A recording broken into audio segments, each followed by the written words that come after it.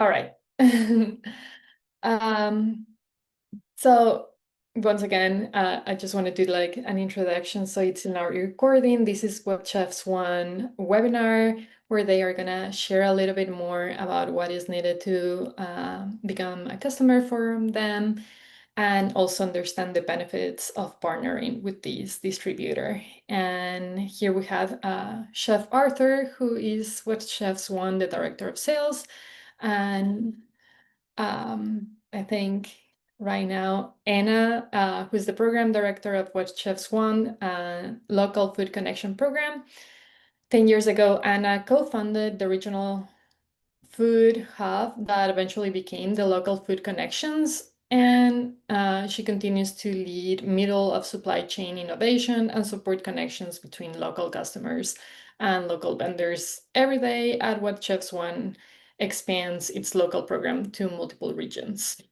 Additionally, we also have Adam Steckler, who's a sourcing specialist for local food connection and collaborates with vendors across What Chefs Want footprint to bring the freshest local products to the customers. And we also have Thai Thompson and Maddie Shara, who are local food specialists on the local food connection team, and they bring diverse experience in food systems and the industry to make the complexities of local food feasible on a broader scale. So, welcome everyone. Here I am. My name is Ana Leon, and I am the regional program manager at ASANET. And here on our ASANET team, we also have um, Kelly Shaw, Leslie Schaller, and Reggie Morrow, who are all part of the ASANET team, and we're here to support you. And we want to hear also the questions on how we can like follow up and make this connection happen. And I'm gonna ask all the participants if they can and want during the presentation, or even now, if they wanna write on the chat who you are, what business do you work with or do you work for, and what kind of questions or what would you like hope to learn during this webinar.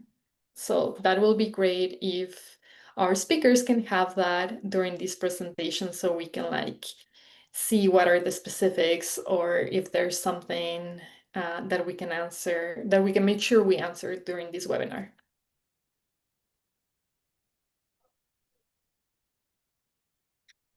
So without further ado, Jeff, if you want to give us an overview of what Chefs Want, that will be wonderful.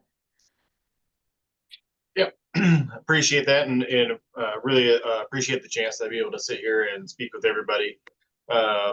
Like Anna said, my name is Jeff Arthur. I'm the director of sales for the Columbus, Ohio region, which is one of our larger regions of the company. We represent everything from southern Ohio, from Athens all the way up to Cleveland, so we travel quite a bit of ground. What Chefs Want has been a food service distributor in our current model since around 1997. The company has been around since the early 1900s. It's actually started as an ice company, but as modern innovations came, they realized that ice was not something to continue on, and so they expanded. And especially since 1997, our owners, Ron and Molly Turnier, have really done a good bit on their own to try and evolve over the years. Really starting out as a produce house and only selling produce to local restaurants, institutions, and all the like. And then we've since grown and added on a meat and seafood program where we bring in our own brands and farms that we work with in our regions. And we process those in-house and cut single portions of both fresh meat and fresh seafood. And we've also added in the local food connection, which is a good piece of why we're here today. And Anna Haas and her team have done a wonderful job of working really hard and diligently to bring in and make connections with local farmers, makers, growers, of all sorts, so that we can provide these to our customers. On top of that, we've also started what we call our prep kitchen. That's all encompassing of it, just about anything and everything that a kitchen today would need to reduce labor costs. So we'll cut any vegetables really to any spec, as long as it's within, some realistic parameters. As well as that includes our meat and seafood teams, and a few other pieces there. In the recent years, we've added on a large warehouse in Atlanta that's allowing us to do some direct imports of our own. So we're now an importer and not just buying from companies that import products. And we have a team in Europe that's going around and finding some amazing things for us, as well as we've recently, in the last, I think, year and a half, 2 years, purchased a dock in Alaska. So now we have direct access to boats coming in off of the ocean, and instead of being stuck to buying 10,000 pounds of fish, we can pick and choose from the best on boats that are bringing in around 1,000 pounds. So it's frozen. It's spent less time on the ship before it gets to our docks, and then it's sent to us. As well as we have a fishmonger that works for us, and he probably has the coolest job in our entire company, where he travels the world looking for the coolest bycatches that he can find. And we usually get it within 2 to 3 days of the dock landing to the kitchen back door. So we've got a lot of really amazing processes and services in place to help just about anybody that would need anything. On top of, we are a broadline distributor at the end of the day, so we also carry your common sugars, flours, cups, paper plates, all the things that anyone would pretty much need.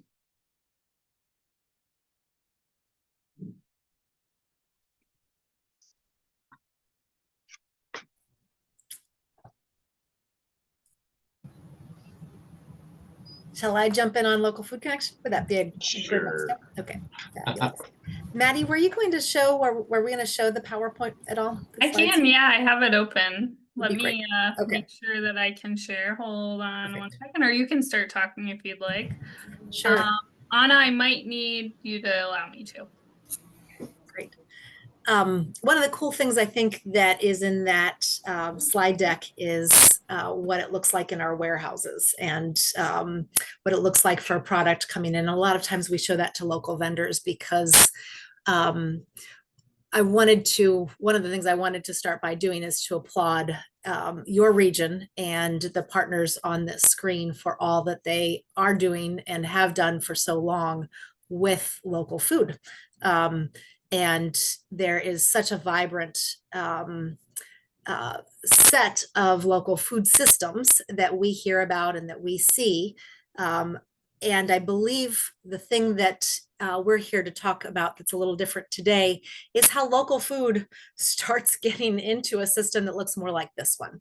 So I'll stop talking just for a second and let this play. But again, we end up showing our farms and our producers this video a lot of times to say, what we're trying to do is not necessarily take every farmer producer to this higher, bigger level, but to be able to start with where producers are, where customers are, what they need, and offer some new paths and new opportunities. Among the things that you saw in that video that Maddie just showed is our prep kitchen in Cincinnati, Ohio. One of the great things that we can do is actually, with enough on a schedule is usually how it works best, but we gather some groups of customers and say, hey, if you're looking for fresh cut product, let's make September be the month for Ohio watermelon. And so our customers can get pre-cut fruits and vegetables that are from farm traceable Ohio sources and others. So this is one of those opportunities there. So Maddie, if you want to move ahead to the local food section, I can go a little bit into that.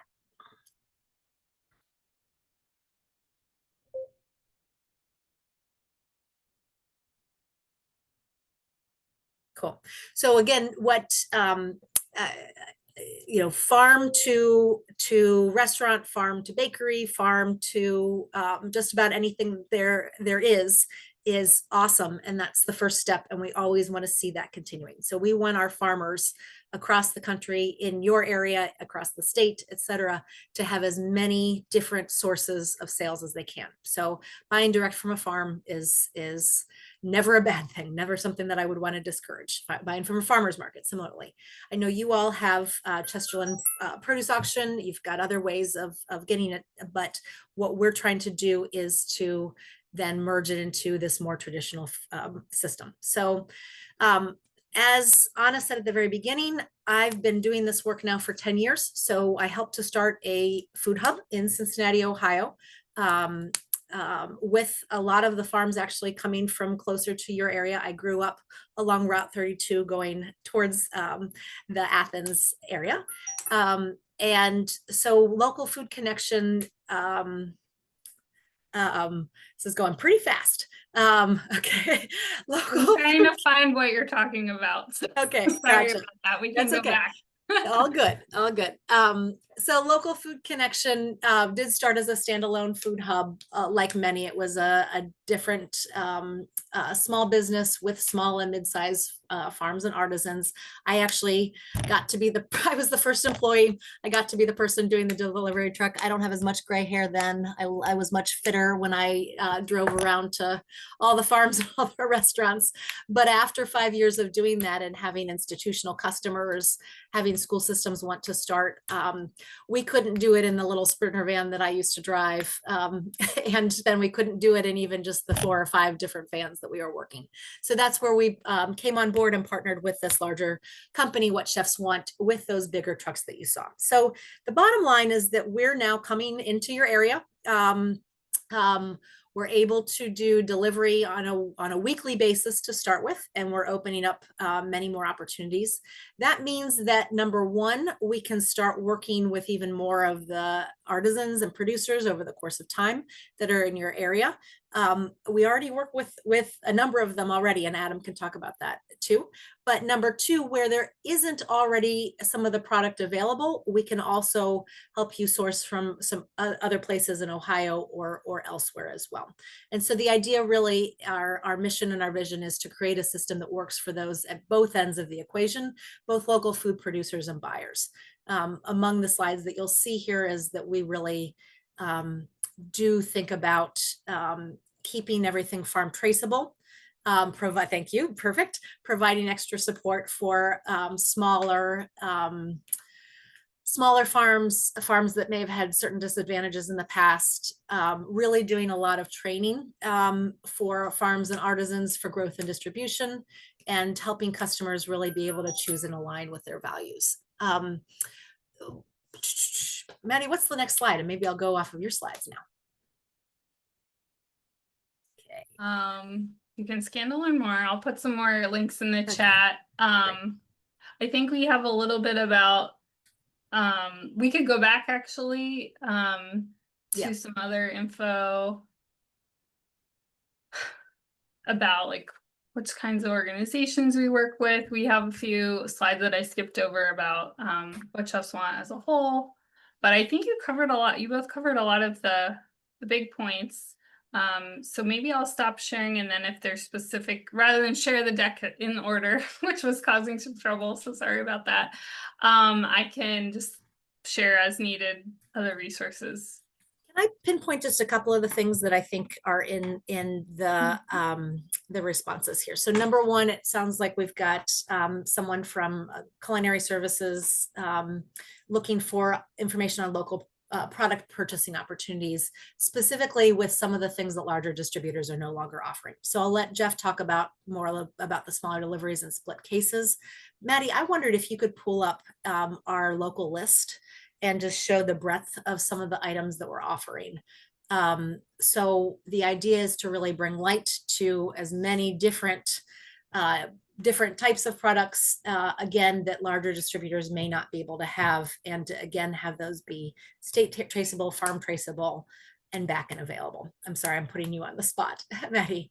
And then as we pull that up, another person that wrote in was actually a vendor. I think we're going to be having a separate occasion to talk with vendors. So maybe we'll have you join that, but you'll get to see it from the customer end here.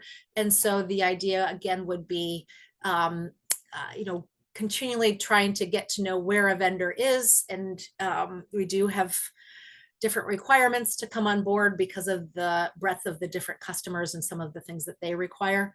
But in addition to this list that is, I think, 9 pages long of every item code we've got right now that's produce that's local. We also, the next thing that Maddie can show is a 1,300 line list of every local product code that we have. And when we say local right now, we're talking about within the region. And so if you're a customer that only wants to buy from Ohio, you can filter or sort that to only get Ohio producers, et cetera. Across local, in this region, we have everything but much seafood. We have a little bit of seafood here. I think there's a trout farm in Indiana, and certainly always open to having more of that. But there's different protein offerings, different artisan offerings, etc. And again, the idea is to have more customers be able to access more products from different areas, but also have more vendors be able to access customers elsewhere too, and to be that person that not just acts as that middle agent, but really helps to grow that system, not person, but company. Jeff, do you want to jump back in and say anything about that in terms of the customer end? And then we also have one of our buyers on too. Yeah. So the question about split cases and availability and all those pieces. So for us going down to the Athens area currently, we're currently down there 2 to 3 days a week. Right now, it's really on the basis of when our customers in the area order. Our goal and our real whole company business model is that we deliver 6 days a week.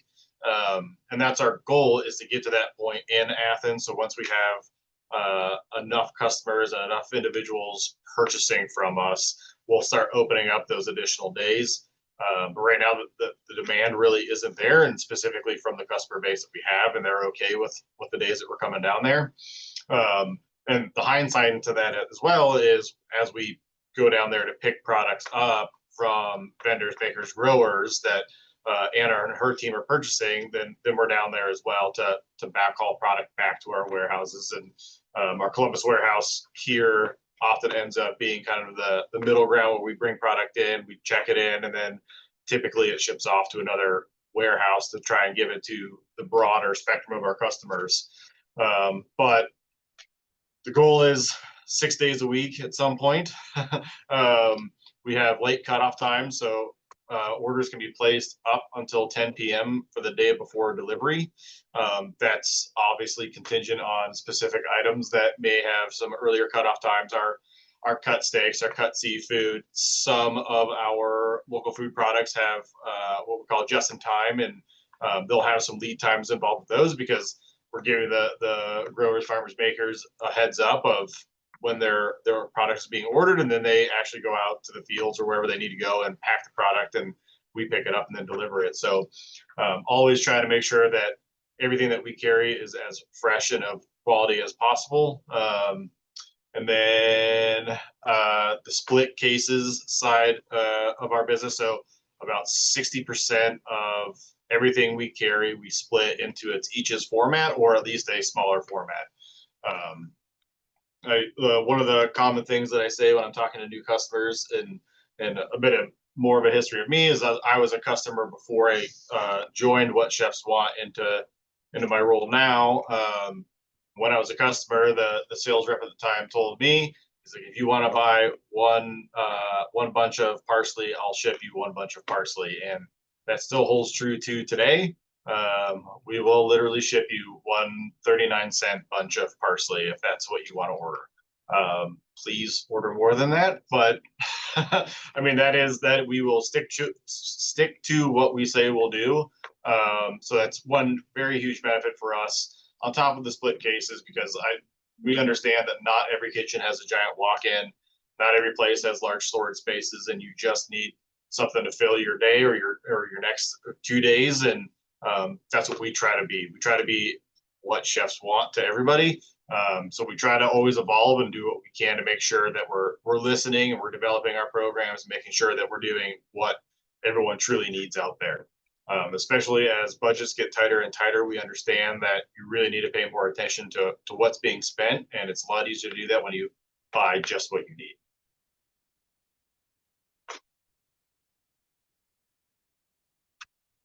And we also love bringing around our farmers, vendors, and makers. We've recently done it with Phil Ream. He's up in, remind me where he's from. Tiffin, Ohio. Tiffin, thank you. And he's been one of our vendors for a while, one of our farmers for a while. But this spring and summer, we've really made a larger connection with him, and it's been great. He's a wonderful human being, and it's great to hear about what he's doing. And we love taking people like him out to meet everybody. So if you ever wanted to know more about where your product is coming from, we would be more than happy to set up to have these individuals come out and visit, and we can make a day out of it for sure. I know that one of the things that we'll go into is what to do next. I know that we'll also have something coming up for vendors in particular, but could I take a little bit of my time as well in terms of presentation and pass it to Adam Steckler from our team if he's still here. So Adam I'll let Adam give you his history, but he is a certified by American Cheese Society, used to be a buyer for Whole Foods and is a buyer for us, in addition to working for a number of years with our customers every day to troubleshoot and explore and see what else they could get through us. So he's a great resource to have on here too. Hey, as mentioned, my name is Adam Steckler. I am currently the gourmet and specialty buyer for what chefs want in the local category. By gourmet and specialty, pretty much anything besides produce. And even then, I still dabble sometimes. You find a will and a way to fill in what you need to. I just speaking solely to Ohio alone, I purchase honey and maple syrup from Phil Ream. I take care of Snowville, which is our biggest Ohio account, and Swallow Hill milk, along with Shagbark, and I currently do all of our purchase orders currently for AceNet. So you'll see me pop up every once in a while. I like to pop up when there's not an emergency, but the biggest part of my job is to make sure that the products that we need to order are in stock. Really troubleshooting on how to fix issues that we have as they come up. As a lot of you may or may not know, having local products, a lot of times there's a lot more scarcity than buying from a larger brand. So a lot of my job is navigating those waters and figuring out, what do we need to do if a vendor's short and we have somebody that needs 20 cases of it, of a product tomorrow. Just got back from Capriole Goat Farms where I had to pick up goat cheese today because we had somebody in dire need. So, it's a lot of my job is making sure it happens. Yeah, and that's kind of an overview of what I do. I come from the customer service end of our company. Anytime you call in, we do have a customer service team that is here 7 days a week. You can get help almost 24 hours a day. All you have to do is text in, write them a message, say, hey, we didn't get this. We need a recovery, and we work on it from there. We can normally recover most products next day. And then last thing about me, I work in our Louisville warehouse, which is our main hub for this region. So pretty much everything that we stock is stocked between here and Cincinnati, Ohio. That's really where we thrive. Jeff also stocks plenty of stuff up in Columbus, but this is where we pull all of our eaches from. So we have a whole line of eaches where product comes in, we break it down from the cases, repack it into eaches, and make sure that we maintain the freshness and the integrity of the products. But yeah, that's kind of my overall role here, and I'm happy to answer any extra questions after we're done.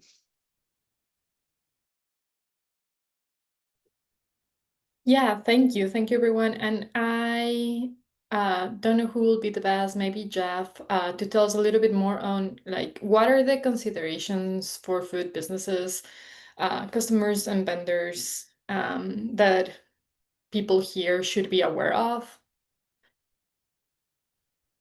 I mean, a good bit of what I think and what attracted me as a customer previously was the flexibility. We like to say that we are a hardliner company. I still try to understand what that means from time to time.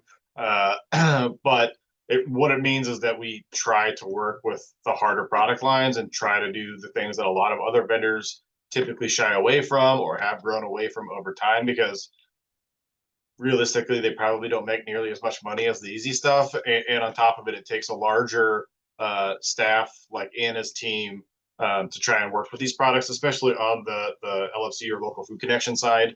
A lot of what they do and what we do as a company takes a ton of communication, and we are by far an operations and logistics company. We are not truly a sales company. My region is responsible for about 80% of Ohio, and it's myself and one other salesperson. So we rely heavily on individuals like what Adam mentioned is what we call our WOW Center, and they are our customer service team that you can call, text, email. Our new e-platform has a chat feature, so we try to make it as easy as possible to communicate with us. And for me personally, this has been one of the easiest transitions for me, going from the customer side, from the chef side to the distributor side, only because everybody is very like-minded in what we try to do. At the end of the day, we just try to make sure that we have really cool, really interesting products that all of our customers want. And it's even to the point where we're doing it a long time ago, and we're recently restarting it, as we have basically chef councils. And each region invites a select number of chefs, and we invite them out to dinner and drinks, get everybody a couple of beers or cocktails so they get real honest with us, and we listen to what they have to say to make sure that we're doing what everybody wants. And that even goes as far as the vendor side too. We want to get their input to make sure that we're representing them the best way possible, and that at the same time they understand what our limitations are. And it's always important. At the end of the day, we are a company run by people with a lot of technology, so mistakes happen. But I think what we do separates us. We're going to recover next day at the very latest. We try to recover same day as much as possible. If that means we're running to Kroger or Restaurant Depot or a competitor, that's what we have to do. Especially if it's something that you absolutely had to have the same day, we'll make sure that we do that. There's been multiple times where I've had to drive to Louisville from Columbus to pick up product to deliver to a customer. So we will absolutely do what's necessary to make sure that you guys get what you need. Because again, it's what chefs want. And so we want to make sure everybody gets what they want. Anna, would it be a good time for Jeff to talk about how to, taking kind of the customer and the buyer side first, would it be a good time for him to go into, if one were interested, what the next steps were, and then we can take the other side on vendors? Yes, I think that will be great. Okay, cool. Yep, absolutely. Honestly, the easiest way is, I don't know if my contact information has been shared, but we can certainly share that with anybody that's interested.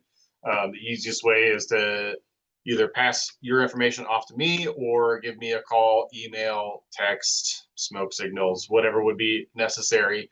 As well as from our website, whatchefswant.com, you can submit an inquiry, and from there we'll be notified of the inquiry. And honestly, most of the time we set up accounts same day. Worst case scenario, it's the following day, and then you're ready to go from there. Every customer that we work with is given at least 7-day terms. If you would require longer terms than that, it just takes a few more requirements from our accounting team, some trade references, a few other signatures, and we'll agree to just about anything as long as the proof's there.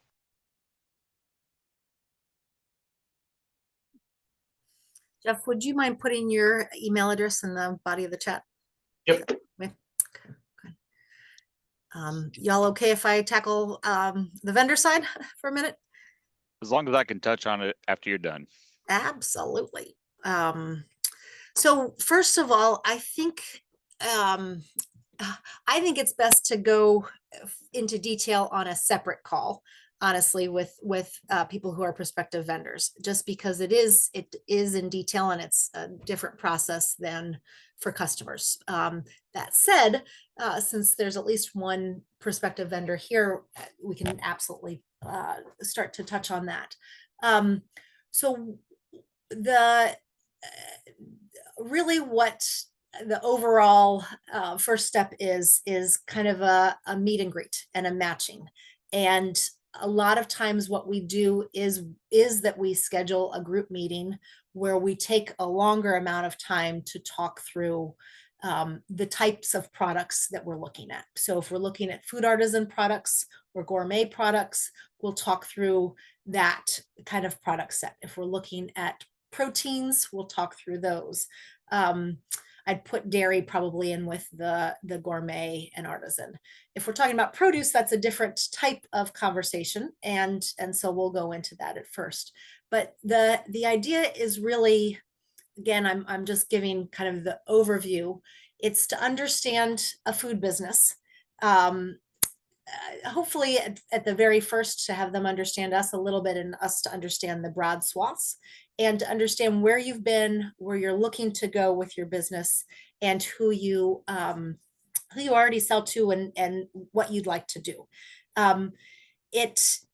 One of the things that we can do is often for small food businesses to take part of your job off your plate, which is that you don't have to go around and do all the deliveries and driving anymore. It's a one-stop drop.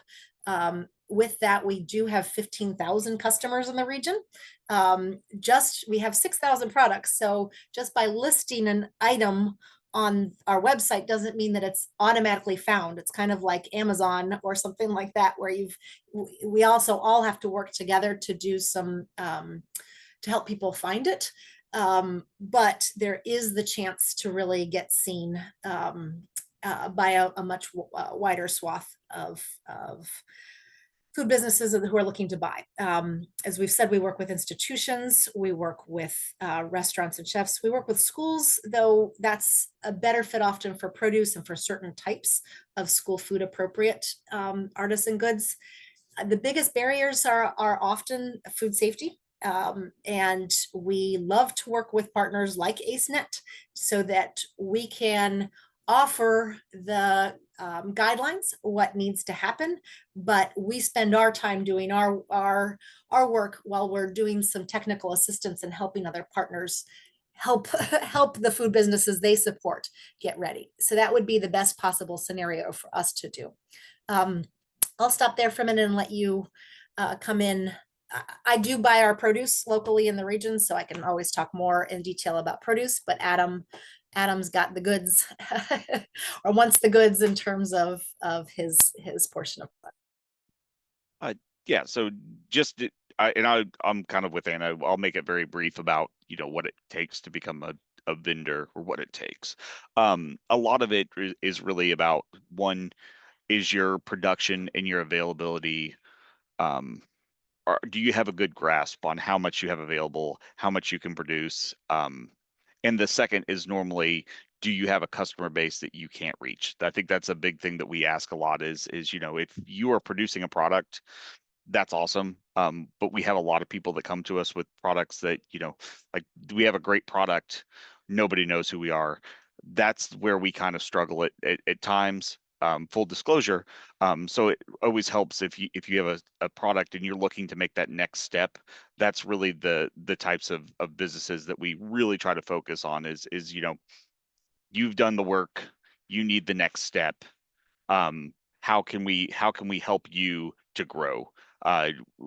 We are a stepping stone in this business, so we like to make sure that you're doing the steps that you need to do to grow, and then we are going to help you from there. So I think that's really about all I have on that. I just wanted to kind of put my 2 cents in on that, and yeah, thanks.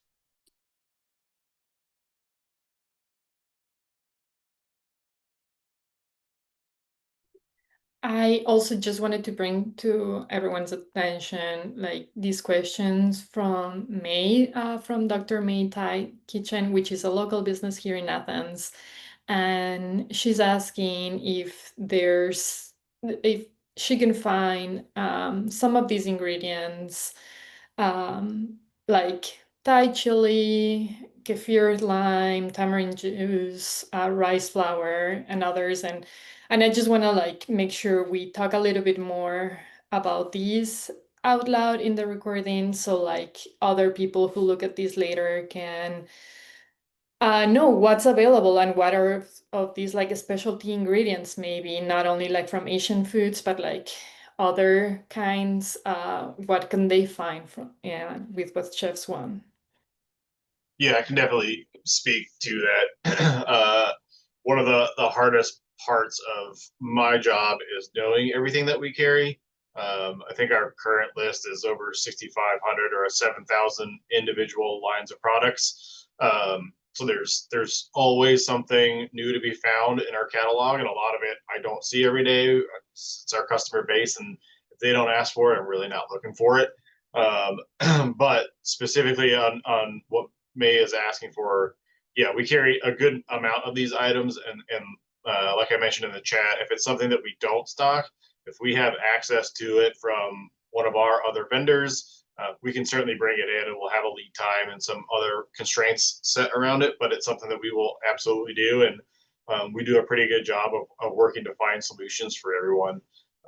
Some of the items on the list, like kefir lime, are a bit seasonal for us. We have one of our other purchasers, Cray, does an incredible job of sourcing some of the more hard to find, unique produce items from around the world, and specifically California. So seasonality does play a piece into some of these items, but if we get, like I said, if we can find it, we will get it.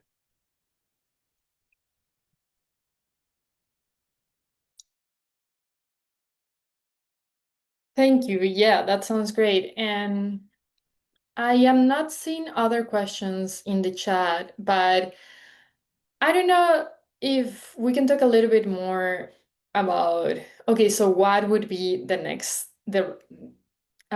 step coming up after this? Would it be like to send an email to one of you? Like, if we can go a little bit more in detail about those next steps. Yeah, I think on the next steps for the end user customer side that I can speak to is yeah, an email, an inquiry sent to our website. From there, I'll reach out as quickly as I possibly can, and we can do it, communicate as whichever way is preferred, whether it's via text, email, phone call, Zoom, in person. We will travel anywhere and everywhere. And it's really up to the individual and how they want to communicate. We'll get going from there. Once we have a conversation about what the customer is looking for, what the kind of parameters we're working with. After that, it would probably be the credit application for an account. And like I mentioned before, anyone and everyone gets 7-day terms with us. It's pretty easy to sign up. It's a quick 5 to 10 minute form if you have everything in front of you. I think the hardest thing is the state of Ohio business license number. No one seems to have that readily available, but outside of that, it's pretty quick. And then it's, like I said before, it's about a day's time to get the account set up, and we'll start delivering. That sounds great. And I have a really great question here from Brendan Jackson. So he's asking if are you only to see pricing if you're a member, and what are the details of becoming a member, pricing, contracts, etc. And as a member of the farmers market, because they are also a member of our farmers market, would you be seeking out vendors? Yeah. So Oh, go ahead, Anna. Go ahead. Why don't you go from the customer end? Sure. From the customer end, yes, we don't publish our pricing anywhere to the public because it is a very competitive industry, so we just don't want our competitors to see it all. But if there are specific questions on specific items, you have pricing, that would be a conversation that I would have with you, and we'll give you as much information as you would like to see and know about. Because again, handing out about 7,000 different SKUs of their pricing is pretty difficult. But honestly, there's no cost to signing up. There's no cost to opening up an account. So It never hurts to open up an account, take a look at everything. You never know, you might find the item that you've been looking for a long time. If it doesn't work out, it doesn't work out. But again, it doesn't cost anything to sign up with us, and so you can see everything that you would need. Okay, so I'll answer from the other end. So coming from the side of a vendor, and thinking of members of the farmers market, vendors at a farmers market.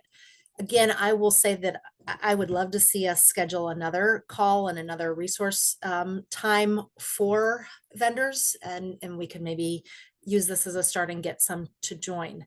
What we would be doing at that time is I've got a slide deck that we do at different parts of time where we talk about kind of the trajectory of a food business. So the process by which a food business tends to grow. So, this is just kind of an example. And what we'll do is ask you to define where you are. This is kind of what Adam was talking about too. So a lot of times what we see people starting with any kind of food business is that you're growing or you're making for yourself and your friends and neighbors, right? And sometimes my little business and not business in my backyard, my kid's lemonade stand does not take off. I am not a good farmer and I'm not a good maker. And my kids make a mean glass of country time, but nothing more than that, right? And I'm joking, but a lot of us who love food over the course of time get to try things out. Some really get the bug, and I think anyone here who would be a vendor has really gotten the bug probably. A lot of times we see people, once they get a really good reception of something that they're creating, that they're growing, etc., they start selling at potentially at a farmer's market, sometimes at produce stands, right, that you set up in different places. A lot of times we're seeing shared produce stands. That's a great place to start. So anyone with a farmer's market stand, you're getting a sense of what customers like. A lot of times those are household consumers, right? And they're not yet restaurants and some of the bigger ones. So therefore, another step that often happens is that vendors move into selling wholesale. I'm looking at one of the vendors who's attending. I'm looking at your website right now, and I see that you have a tab for wholesale as well as your products that are more household size. While we have some retailers on, and so on our network as customers, and we can buy in retail sizes for an item like a kimchi, etc. We do have maybe some caterers who would like to try it. Our bigger customers over the course of time have perhaps tried some products in just in time. And so we've gotten to know you, they've gotten to know your products because we list your products and we come and get it, or you bring it to us if it sells. So we don't have all this bin space to try everything out. So sometimes we do kind of we list your products and we say, 3 of these sold, 2 of those sold, 1 of those sold. We're coming by to pick them up and we'll get them to the customers. And that gives people a chance to try things. And that's really how we've gotten to this place that we have hundreds of vendors and many different options. We give people a chance to try it out. So I'd say, again, to tackle on what Adam was saying and maybe to say it in a slightly different way, what we're looking to do is to work where we're a good fit, I guess, or the best fit is a business that has tried some of those things out, that's really developed over the course of time to know what people like and know what they don't like. Their products are getting some traction. They're open to doing wholesale sizes. They've tried wholesale sizes. Maybe there are some retail sizes. And that's the point at which maybe you've got some customers of your own, maybe you've got interest out there and you need to get further, as Adam was saying. And you have to take the next step. You've got to get to the point that you can fill out a distributor's vendor paperwork. So again, we can work with AceNet, we can answer questions, we can help them answer questions, but we do require a third-party audit, which means that a vendor, if it's a produce grower, we're looking for GAP. If you're a producer of other products, we're looking for a form of a third-party audit. And we've gotten a lot of support from the company at looking at the ways that can happen in a way that is responsive to the small business. But we need to have someone come by and check out your HACCP plan. We need to have you be able to say that someone has come and seen you in your process and do it. And we can't do just the regulatory and licensing. It has to be a piece beyond that, but sometimes we can build on that together with you. So that's, I think what it's coming around again to say is that we are looking to work with food businesses who are ready to go further. As Adam said, we can't work with everyone. So we wouldn't necessarily be going to a farmer's market and looking around and prospecting for vendors. We'd be looking for the ones that are ready, they're growing, they're really making this a big thing for themselves, and they're looking to go wider scale. And that's just based on how it works, and based on the interest that is there, but also what it takes to be able to service all of those customers in a way that meets our requirements, meets our customers' requirements, and makes it possible not to disappoint the vendor and not to disappoint the customer. Again, that's a lot of kind of more nebulous talk, a lot of vaguer talk, where I think it's easier to drill in with a session just up for vendors. Hopefully you as customers, though, those of you who are as customers, know that we are taking growing this local food system very seriously, and that the vendors that you'll see on our site are there, and that we're working within your community to help more of your community members also grow to those larger markets too. Yeah, absolutely. And I just want to send a reminder here that the next webinar is going to be on July 29th from 6 to 7 p.m. Also to take into consideration the schedules of farmers, and we will be able to go in depth about answering more of these questions and explain this process better. But yeah, I don't know if there's anything else the What Chefs Want team would like to share, or I don't know if there's any other question that one of the participants has for these last few minutes. I would just say that Maddie added a link to our weekly market report. Even if you don't sign up with us and open up an account, it's still a wonderful resource to see where they're mostly commodity markets of where all produce, and even includes other markets such as the beef market and chicken market from time to time, to see, so you have a good idea of where the world of food distribution is headed. And I'd just add a thank you as well to Maddie for putting this together on our end, and Jeff for joining, and Adam for joining. So on our end, for AceNet for hosting us and for seeing the possibility and the vision for what partnership together could lead to.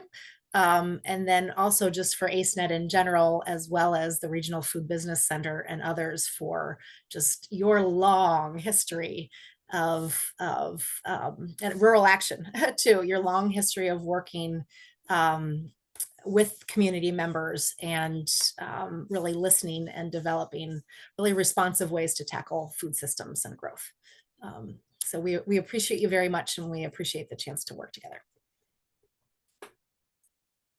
Yeah, absolutely. I think our main goal is to have a win-win type of partnership where you all get more customers, and then also our local businesses and our local producers can either purchase from you and then maybe even sell that like value-added product, or yes, like also if like some of our farmers can benefit from this partnership, that will be ideal. And we are really happy to put the energy and the effort to make these connections happen. But yeah, thank you so much, everyone. This webinar is going to be available on our website and on YouTube. Like, we will share it on our socials. But I'm looking forward to our next webinar. And yeah, thank you, everyone.